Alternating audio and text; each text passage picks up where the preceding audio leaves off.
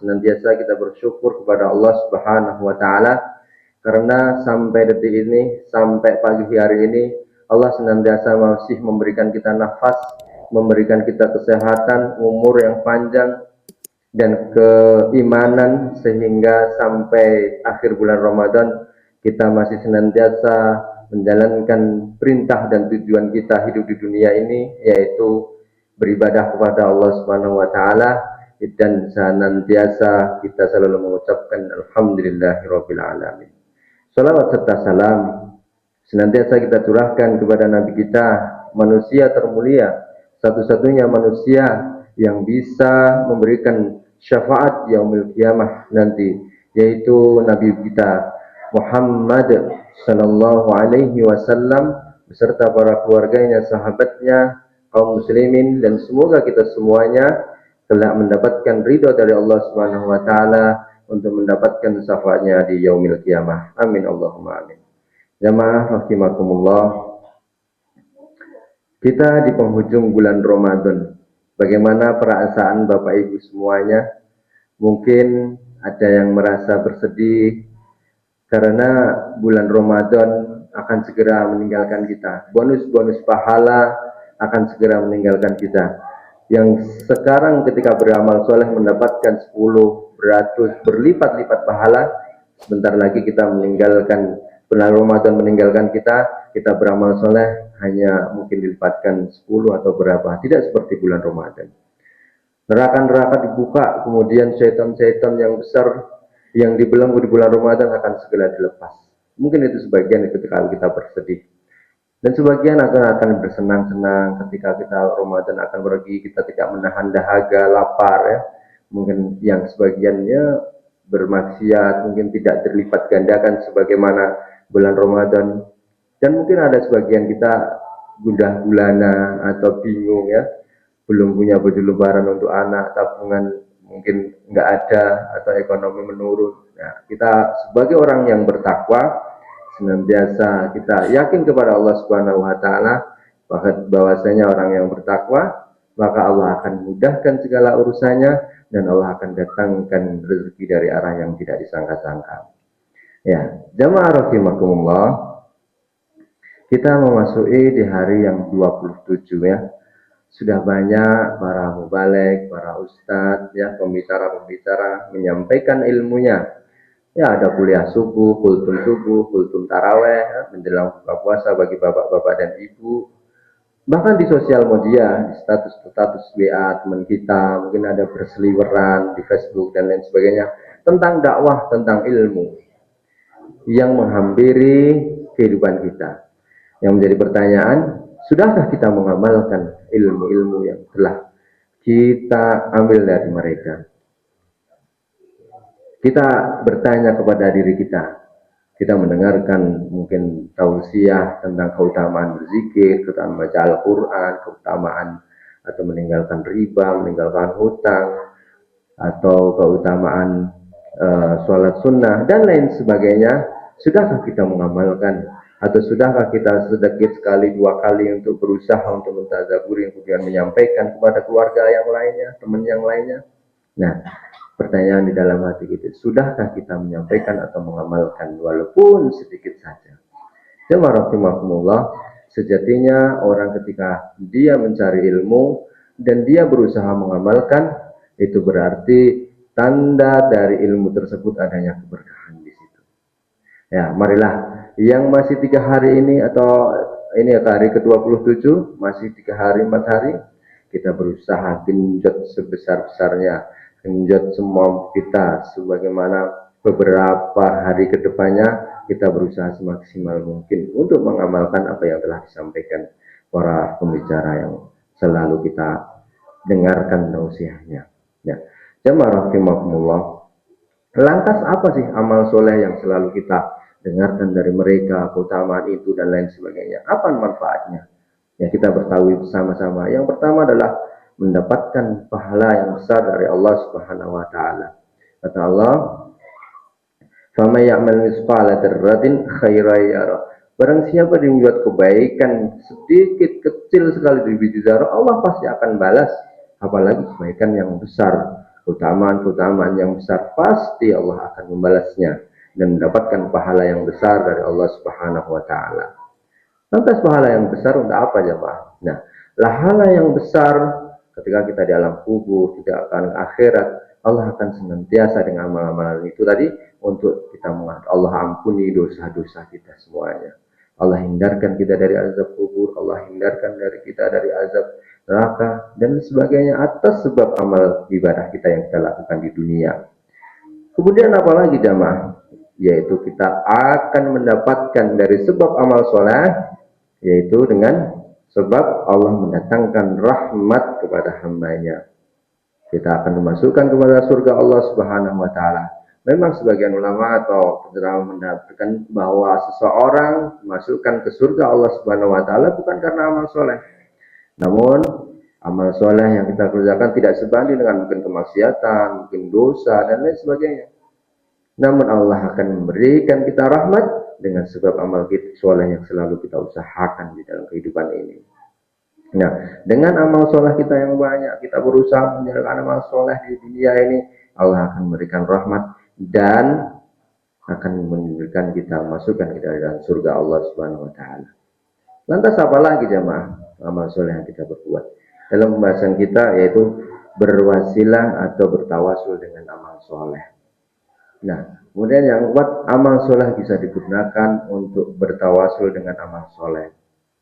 Ketika kita mungkin dalam keadaan tergesa, mungkin keadaan yang membutuhkan Allah Subhanahu wa taala dalam masalah-masalah kehidupan ini, kita bisa bergunakan dengan amal soleh atau berwasilah bertawasul ya dengan amal soleh kepada Allah Subhanahu wa taala. Saya akan membahasakan kisah yang sangat masyhur dengan kisah seorang 3 pemuda yang dia terjebak di dalam gua. Ya, sekaligus cerita ini mengakhiri dari pembicaraan kita. Kisah dari 3 orang pemuda yang dia melakukan perjalanan, kemudian dia dalam perjalanan itu ada hujan yang sangat lebat. Nah, di dalam perjalanan itu ada gua, kemudian dia masuk gua karena berteduh. 3 orang tadi masuk ke dalam gua dan hujan sangat lebat. Kemudian tiba-tiba ada batu besar yang mengeliling dan menutup gua tadi. Kemudian 3 seorang pemuda tidak bisa keluar jemaah. Dia mendorong sekuat tenaga, kemudian berdoa kepada Allah, keluarkan kami, tapi tetap tidak bisa keluar jemaah. Dan salah satu di antara mereka, saya akan berdoa dengan amal soleh saya, dengan wasilah amal soleh. Kemudian dia mengangkat tangan kepada Allah Subhanahu wa taala, mereka berdoa, "Ya Allah, ya Tuhan kami, ya Allah, ya Rahman, ya Rahim." Nah, di sini jamaah, ketika kita berdoa, kita senantiasa mengucapkan nama-nama Allah yang indah. Nama Allah ada 99. Ya Allah, berikan kami rezeki misalnya. Tidak seperti itu. Jadi kita tambah, ya Allah, ya Rahman, ya Rahim, ya Khair, ya Qudu, ya Razak, ya Allah yang Maha Pengasih, Maha Penyayang, yang Maha Pemberi, berilah kami rezeki. Misalnya seperti itu. Nah, 3 pemuda tadi dia berdoa kepada Allah. Ya Allah, dengan amal soleh saya ingin berdoa kepadamu. Ya Allah, dahulu saya adalah penggembala kambing dan setiap malam saya berbakti kepada ibu saya. Dia mengantarkan susunya setiap malam mengantar sebelum saya memberikan kepada anak dan istri saya. Kemudian suatu ketika dia datang terlalu malam sehingga ibunya tertidur lelap dan dia tidak berani membangunkan ibunya. Sampai susu itu di tangannya tidak diberikan dan tidak membangunkan sampai keesokan hari baru dia berikan susunya itu kepada ibunya. Kemudian dia berdoa kepada Allah, ya Allah, saya lakukan ini dengan ikhlas karena mengharap ridha darimu. Maka tolong bukakan pintu gua itu. Apa yang terjadi jamaah? Pintu gua tergeser sedikit, namun mereka belum bisa tertidur. Kemudian pemuda 2 mengatakan, sekarang giliran saya. Saya juga akan berdoa kepada Allah dengan amal soleh saya. Kemudian pemuda yang kedua berdoa, ya Allah, dahulu saya mencintai seorang wanita yang cantik, jelita, ya, dia mencintai dan saya ingin berzina dengannya. Kemudian sang wanita tadi terdesak ingin meminjam uang kepada pemuda yang kedua.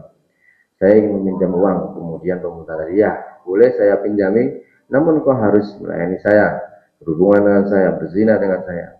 Kemudian wanita tadi mengiyakan, ya boleh, seperti itu. Kemudian tinggal selangkah lagi mereka berzina. Kemudian wanita mengatakan, wahai fulan, takutlah engkau kepada Allah, ini adalah perbuatan keji dan haram. Kemudian pemuda tadi itu tersadar, astagfirullah, benar ini perbuatan haram. Kemudian pemuda tadi meninggalkan wanita tadi. Dia berdoa kepada Allah, ya Allah, waktu itu aku akan sangat takut atasmu dan saya meninggalkan keharaman. Jika engkau meridhai, maka bukalah pintu atau batu yang ada di gua. Apa yang terjadi jamaah? Pintu guanya tergeser sedikit lagi. Nah, namun dua kali tergeser belum bisa mengeluarkan dari mereka. Harapan satu-satunya hanya satu orang pemuda tadi yang mempunyai amal soleh. Baiklah, pemuda yang ketiga tadi juga berdoa kepada Allah dengan amal solehnya. Dia berdoa kepada Allah Subhanahu wa taala, ya Allah, ya Rahman, ya Rahim. Dahulu saya seorang juragan atau mandor yang mempunyai banyak sekali pekerja. Satu persatu pekerja yang dikasih upah. Ada satu orang pekerja yang dia tidak meminta upahnya karena suatu hal nggak tahu kemana ya, tidak diambil. Akhirnya dari upah seseorang tadi dia belikan 2 ekor kambing atau beberapa ekor kambing. Kemudian dipelihara menjadi banyak sekali bertahun-tahun ya dalam satu lembah. Banyak sekali pokoknya hewan kambingnya. Suatu ketika pemuda yang dia bekerja tadi datang kepada juragan tadi, kepada mandornya tadi. Wahai juragan, saya datang untuk meminta upah dari dulu yang belum pernah saya ambil. Oh, baiklah. Marilah pergi ke belakang. Lihatlah ekor domba-domba yang banyak ini. Ini semua milikmu, upah dari dulu yang belum pernah aku berikan kepadamu. Nah, kemudian, Masya Allah, sangat senang sekali ya. Kita diberi upah, tahu-tahu dapat domba banyak karena tidak diambil. Kemudian semua domba itu tadi diambil semuanya tanpa disisakan satupun. Dia ikhlas karena Allah memelihara untuk mengembangbiakkan upah tadi, memberikan sedekahkan kepada anak buah tadi ya. Dan dia berdoa kepada Allah, ya Allah, saya ikhlas memberikan semuanya itu karena mengharap wajahmu, karena mengharap ridhamu, maka bukakanlah pintu gua tersebut. Apa yang terjadi jamaah? Pintu guanya terbuka dan mereka bertiga bisa keluar dari gua tadi. Ya, jamaah rahimakumullah. Kita bisa mengambil ibrah, mengambil manfaat dari cerita yang kita ceritakan tadi, yaitu besarnya kita mempunyai amalan andalan dan kita bisa bergunakan untuk berwasilah, bertawasul dengan amal-amal kebaikan kita. Dan senantiasa kita berusaha semaksimal mungkin untuk senantiasa beramal soleh di dalam kehidupan kita ini. Cerita yang pertama, dia berbakti kepada orang tuanya. Yang kedua, meninggalkan keharaman yang sangat dibenci oleh Allah, yaitu berzina. Yang ketiga adalah memenuhi hak seorang muslim, apapun itu. Yang jelas, jangan sampai kita menzalimi saudara-saudara kita. Ya. Jamaah rahimakumullah, mungkin itu saja. Semoga bermanfaat. Masih ada waktu 3-4 hari. Silahkan memaksimalkan mungkin amal soleh kita. Semoga kita semuanya yang berkumpul di sini, Allah Subhanahu wa taala senantiasa menerima amal soleh kita semuanya. Berikan kesehatan, dilancarkan rezekinya, dan semoga kita diberi Allah Subhanahu wa taala umur panjang sehingga kita masih bisa menjumpai Ramadan yang akan datang. Amin ya rabbal alamin. Ada kurangnya dari saya pribadi, semoga dimaafkan, dan ada lebihnya dari Allah Subhanahu wa taala. Kita tutup, subhanakallahumma wa bihamdika asyhadu an la ilaha illa anta astaghfiruka wa atubu ilaik. Assalamualaikum warahmatullahi wabarakatuh.